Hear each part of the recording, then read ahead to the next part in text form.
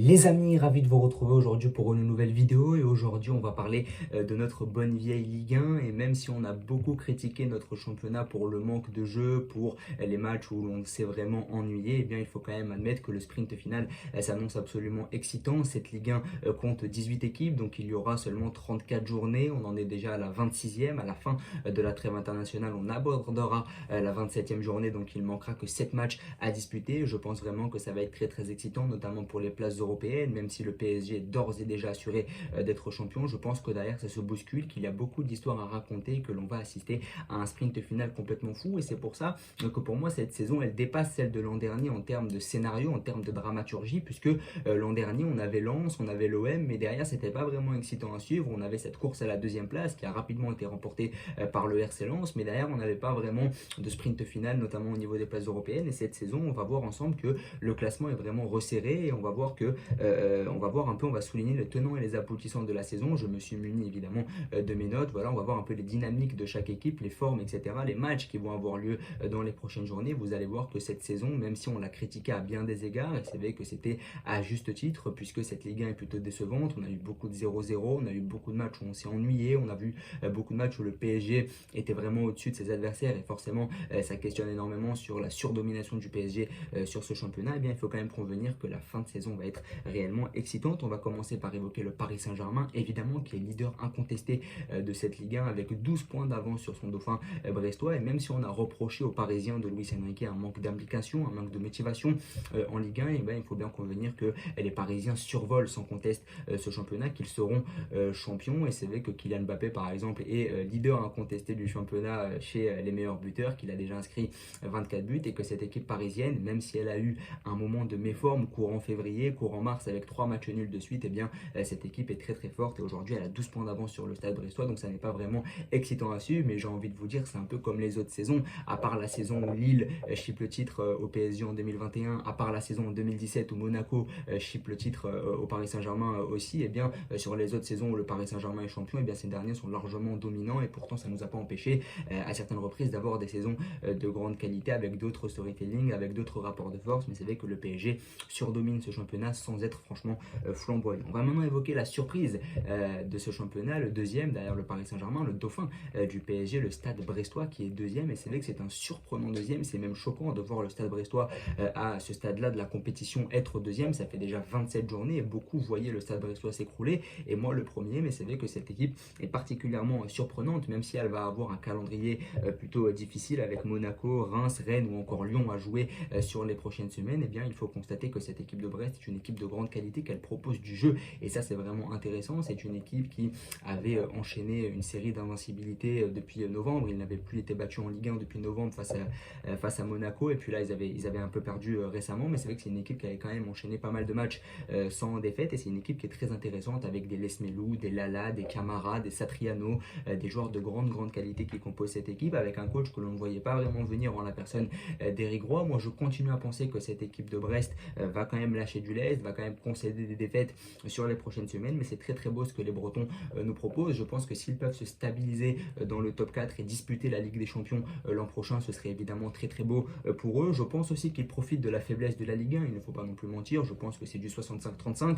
65% c'est le travail fait par Éric Roy et par ses hommes, et 35% c'est aussi dû à la faiblesse de la Ligue 1. Mais on a quand même une équipe de Brest qui est une équipe de qualité. J'ai peur évidemment du mercato pour cette équipe de Brest parce que je pense qu'il y a beaucoup de joueurs qui vont quitter le navire, mais je pense qu'ils profitent vraiment de leur saison et ça me ferait vraiment chier de les voir être exclus du top 4 parce que c'est vraiment une équipe qui propose du jeu et c'est l'une des rares équipes qui propose du jeu cette saison en Ligue 1 et à bien des égards c'est très très intéressant. Je ne les vois pas se stabiliser dans le top 4. Je tiens à rappeler que les 4 premiers de la Ligue 1 seront qualifiés pour la prochaine édition de la Ligue des Champions. Les 3 premiers seront directement qualifiés tandis que le 4e sera barragiste. J'ai pas envie que cette équipe du Stade Brestois soit exclue du top 4 parce qu'elle propose du jeu, parce que c'est la surprise de la Ligue 1 et je pense que dans un bon championnat il y a le lot de surprises qu'il faut évidemment. Mais cette équipe de Brest est évidemment très intéressante. On va maintenant évoquer Monaco qui est une équipe qui me déçoit énormément. Une équipe de Monaco, lorsque l'on voit l'effectif qui compose le club du Rocher, eh bien on se dit que cette équipe pourrait même titiller le Paris Saint-Germain dans une saison vraiment sérieuse. Il y a vraiment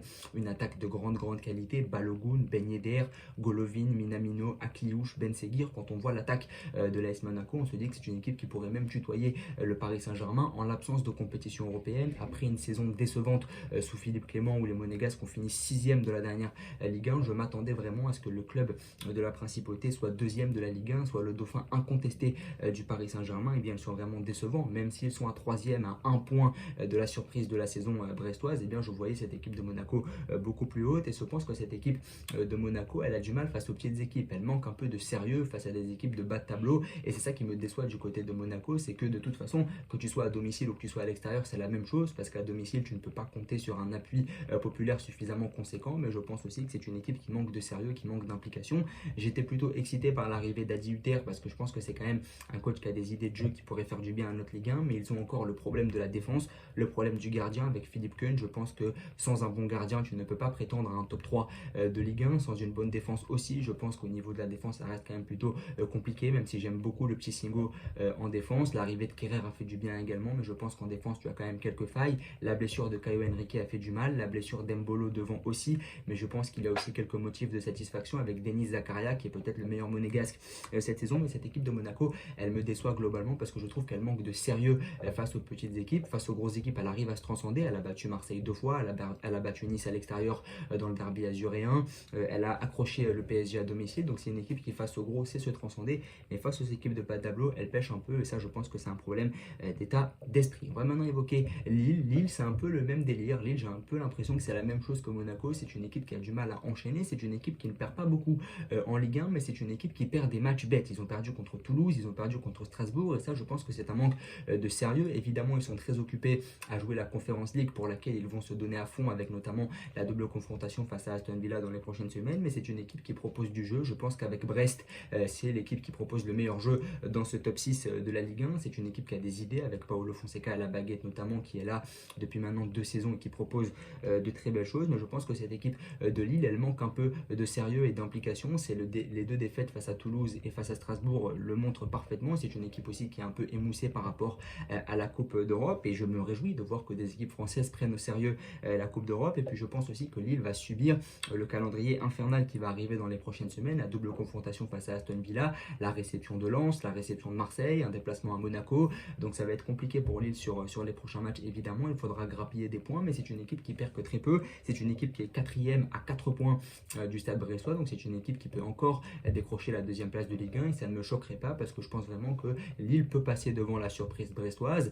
peut passer devant une équipe de Monaco qui est très irrégulière. Donc ça ne me choquerait pas de voir Lille beaucoup plus haut. Mais c'est vrai que cette équipe de Lille, cette saison, elle a un peu manqué d'ambition aussi, parce qu'elle s'est cantonnée à chaque fois à la 4e, à la 5e place, alors que dans cette Ligue 1, il y a vraiment de quoi aller chercher le top 2 sans être forcément transcendant, d'autant plus que cette équipe de Lille regorge de joueurs de grande qualité, avec des mecs comme Zegrova, notamment Zegrova qui est pour moi l'un des meilleurs joueurs de Ligue 1 cette saison. Donc c'est vrai que cette équipe de Lille est une équipe de grande qualité. Jonathan David notamment, qui est encore l'un des meilleurs buteurs de Ligue 1 et qui se distingue par sa régularité sur les précédentes saisons. Donc attention à cette équipe lilloise qui, selon moi, manque un peu de sérieux, manque un peu d'ambition, qui va subir un calendrier infernal sur les prochaines semaines. Franchement, je vais les voir rester 4e jusqu'à la fin de la saison. Maintenant, ça reste à voir, évidemment. On va maintenant évoquer Nice. Nice qui a connu un super début de saison. Évidemment, le jeu de Farioli a été très très critiqué. Une possession un peu stérile, un peu défensive, un manque d'ambition, notamment au niveau offensif, comme je l'ai dit, mais une grosse assise défensive. Je ne sais pas si Nice est encore la meilleure défense de Ligue 1, mais c'est une défense qui a donné bien du fil à retordre aux attaquants adverses. Mais c'est une équipe qui a réussi à être très solide défensivement, très solide sur le plan physique, et ça c'est très important en Ligue 1. C'est ce que Farioli a parfaitement compris. D'ailleurs, j'adore ce coach. J'ai vu son interview sur RMC avec Daniel Riolo, je le trouve absolument fabuleux. J'adore cet entraîneur. Mais d'un autre côté, c'est une équipe qui a connu un très très bon début de saison. En point d'orgue, la 2e place au bout de la 17e journée. Donc à mi-parcours, Nice était 2e de Ligue 1, mais Nice aujourd'hui se retrouve 5e. Et avant la victoire face à Lens ce week-end, eh bien cette équipe de Nice était sur 6 matchs sans victoire. Donc c'est une équipe qui a mal digéré les fêtes de Noël, qui a eu du mal à revenir. Mais je pense que c'est une équipe qui, grâce à la victoire face à Lens à l'extérieur, et ça n'est pas anodin que de gagner du côté de Bollard, c'est une équipe qui pourrait parfaitement relancer la machine. D'autant plus que le calendrier n'est pas franchement infernal. Tu vas jouer Marseille, tu vas jouer le PSG, tu vas jouer Lille certes, mais tu as quand même à côté des matchs plutôt abordables. Mais je pense qu'il va falloir résoudre les problèmes offensifs de cette équipe de Nice. Défensivement, je pense que tu as vraiment de la qualité, et ça va rester jusqu'à la fin de la saison. Quoique contre Montpellier, contre Le Havre, tu as notamment montré pas mal de failles, mais c'est vrai que défensivement, globalement, tu as une bonne assise défensive. Maintenant, c'est devant qu'il va falloir commencer à marquer des buts, et ils l'ont parfaitement montré face à Lens ce week-end, où ils ont réussi à marquer 3 buts du côté de Bollard. Donc peut-être que ça va débloquer certains attaquants, mais cette équipe de Nice qui a connu un mois de février, un mois de mars très très compliqué. Je les vois parfaitement se relancer et essayer de titiller le top 3 quand on sait que Brest peut s'écrouler à tout moment et que Monaco n'est pas une garantie. Peut-être que Nice pourrait retrouver une deuxième place d'ici la fin de la saison. On va maintenant évoquer Lens qui s'est incliné face à Nice donc ce week-end 3-1. Ça a été un énorme coup d'arrêt pour les Lensois parce que depuis leur début de saison absolument calamiteux où ils ne mettaient pas un pied devant l'autre, et bien les Lensois se sont parfaitement relancés en étant très très réguliers. Évidemment, le calendrier de Lens va être compliqué. Ils vont jouer notamment Lille, ils se déplacent à Lille après la trêve internationale, donc ça va être un match vraiment décisif. Et enchaîner Nice et Lille, franchement, c'est compliqué, mais cette équipe de Lens a été forcément occupée en jouant la Ligue des Champions. Je pense que la double confrontation face à Fribourg, où ils sont allés jusqu'à la prolongation, où ils ont montré beaucoup de faillite mentale, et bien ça a fait du mal aux hommes de Francaise, mais je pense que cette équipe de Lens peut parfaitement accrocher le top 4. Je pense que pour la deuxième place, ça reste encore un peu limite, mais s'ils arrivent à redémarrer la machine comme ils l'avaient fait après le début de saison calamiteux, et bien je pense que cette équipe de Lens pourrait parfaitement accrocher un top 4 dans cette Ligue 1 qui est absolument indécise, mais c'est une équipe de qualité qui s'appuie sur les mêmes hommes forts que l'an dernier. Certes, tu as perdu Fofana, certes, tu as perdu Openda. C'est vrai que Wai n'arrive toujours pas à porter satisfaction. Il n'est qu'à 6 buts en Ligue 1. C'est vrai qu'au milieu de terrain, tu n'as peut-être pas comblé à fond le départ de Seko Fofana, mais défensivement, tu as la même assise. Brice Samba me rassure de plus en plus. C'est vrai qu'en début de saison, c'était compliqué, mais ils ont la même assise défensive. Ils ont perdu des éléments forts qu'ils ont parfaitement su remplacer, même si c'est vrai qu'aujourd'hui, ils ont eu du mal à remplacer Fofana et Openda, mais s'ils avaient parfaitement réussi à les remplacer, ils ne seraient pas sixième. Forcément, tu régresses. Tu as eu la Coupe d'Europe dans les pattes, contrairement à tes concurrents comme Nice, par exemple, ou comme Monaco, qui eux ne disputent pas la Coupe d'Europe. Donc c'est vrai que cette équipe lensoise, pour une équipe que l'on annonçait faire un désastre cette saison avec la Coupe d'Europe, avec la fuite des mecs comme Fofana ou Openda, bien c'est une équipe qui s'en sort particulièrement bien, puisqu'elle n'est qu'à 5 points de la deuxième place. Et on sait que dans cette Ligue 1, 5 points, c'est rien du tout si tu arrives à enchaîner. On va maintenant faire le combo Marseille-Rennes, deux équipes qui ont le même nombre de points, deux équipes qui se sont affrontées le week-end dernier, ce qui a vu une victoire de Rennes. Je pense que Marseille a raté l'opportunité de distancer le Stade Rennais et de pouvoir se focaliser sur le top 6. On a deux équipes quand même de qualité, une équipe de Marseille qui a connu pas mal de galères avec Marcelino, Gattuso. Ça a été compliqué au début de la saison, à tel point qu'on pensait qu'on ne pourrait même pas faire figure dans le top 10. Et bien finalement, Jean-Louis Gasset a parfaitement su relancer la machine. Et comme je le dis souvent, dans une Ligue 1 bien indécise, le fait d'enchaîner 3-4 victoires, ça te permet finalement de gagner des places très très vite. Et cette équipe marseillaise, elle a parfaitement su lancer une dynamique. Malheureusement, la défaite face à Rennes a coupé cette dynamique. Le calendrier des Olympiens s'annonce particulièrement compliqué sur les prochaines semaines. Tu vas jouer Lille, tu vas jouer Nice, tu vas jouer le Paris Saint-Germain. Donc ça va être des matchs très très compliqués à disputer pour les hommes de Jean-Louis Gasset. Alors que du côté de Rennes, c'est un peu l'inverse. Julien Stéphan est arrivé